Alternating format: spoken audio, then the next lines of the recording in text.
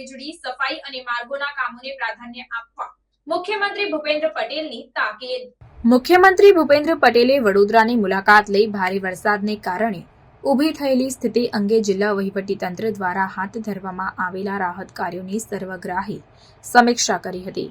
ભારે વરસાદ બાદ વિશ્વામિત્રી નદીના પૂર વડોદરા શહેરમાં ફરી વળવાથી સર્જાયેલી સ્થિતિથી અસરગ્રસ્ત લોકો માટે કરાયેલી વ્યવસ્થાનું આશ્રય સ્થાન પર જઈ નિરીક્ષણ પણ કર્યું હતું. ત્યાં તેમણે આપત્તિગ્રસ્તોના ક્ષેમ કુશળ પણ પૂછ્યા હતા. મુખ્યમંત્રીએ જણાવ્યું કે વડોદરા શહેરમાં પૂરના પાણી આવવાના કારણે ફસાયેલા લોકોને બચાવવા માટે ઘનિષ્ઠ ઓપરેશન્સ ચલાવી શહેરીજનોને સલામત સ્થળે ખસેડવામાં આવ્યા છે અને હવે પૂર બાદની સ્થિતિ પર લક્ષ્ય કેન્દ્રિત કરવાનું છે. વડોદરા શહેર તથા જિલ્લામાં સ્વચ્છતા, આરોગ્ય, વીજળી અને માર્ગોના કામોને અગ્રતા આપવા સંબંધિત અધિકારીઓને મુખ્યમંત્રીએ આ બેઠકમાં સૂચના આપી હતી. તેમણે જણાવ્યું કે વડોદરામાં સફાઈ કામગીરી કરવા માટે અન્ય મહાનગરપાલિકાઓમાંથી ટીમો ફાળવવામાં આવી છે. જરૂરત મુજબના સાધનો એકત્ર કરી સફાઈ કામગીરીમાં તીવ્રતા લાવવા માટે રાજ્ય સરકાર દ્વારા જરૂરી તમામ સહાય મોકલવામાં આવી છે. મુખ્યમંત્રીએ જણાવ્યું કે વડોદરા શહેર અને જિલ્લામાં 1400 જેટલા આરોગ્ય કર્મીઓ સાથે બહારના જિલ્લાની 10 ટીમ હેલ્થ સ્ક્રીનિંગ માટે વડોદરા મોકલવામાં આવી છે. આ ટીમો દ્વારા સઘન સર્વેલન્સની કામગીરી ઉપરાંત ફોગિંગ, ક્લોરિનેશનની પણ કામગીરી કરવામાં આવી રહી છે.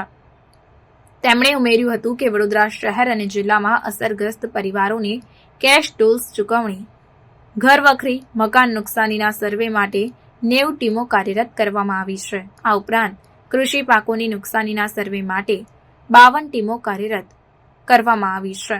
ભારે વરસાદના કારણે વડોદરા શહેર તથા જિલ્લામાં વીજ પુરવઠો પ્રભાવિત થયો હતો, જે ઝડપભેર પૂર્વવત કરવામાં આવી રહ્યો છે, તેમ મુખ્યમંત્રીએ ઉમેર્યું હતું. વડોદરા શહેર તથા જિલ્લામાં અત્યાર સુધીમાં પૂર અસરગ્રસ્તોને 2.74 લાખ ફૂડ પેકેટ્સ તેમજ 1.7 લાખ પાણીની બોટલનું વિતરણ કરવામાં આવ્યું. હજુ પણ તબક્કાવાર રાહત સામગ્રી જરૂરિયાતમંદો સુધી પહોંચાડવામાં આવશે, તેમ મુખ્યમંત્રીએ જણાવ્યું હતું.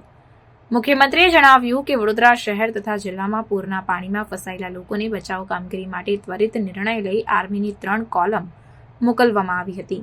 આ બેઠકમાં ગૃહ રાજ્યમંત્રી હર્ષ સંઘવી, મુખ્ય દંડક બાલકૃષ્ણ શુક્લ, મુખ્ય સચિવ રાજકુમાર, સાંસદ હેમાંગ જોશી, મેયર પિંકીબેન સોની, ધારાસભ્યો સર્વ યોગેશભાઈ પટેલ, મનીષાબેન વકીલ, કેયુરભાઈ રોકડિયા, ચૈતન્ય દેસાઈ, પ્રભારી સચિવ વિનોદ રાવ, મુખ્યમંત્રીના OSD Atul Gaur, municipal commissioner Dilip Rana, collector Bijal Shah, જિલ્લા વિકાસ અધિકારી મમતા હિરપરા, પદાધિકારીઓ, અધિકારીઓ અને અગ્રણીઓ ઉપસ્થિત રહ્યા હતા.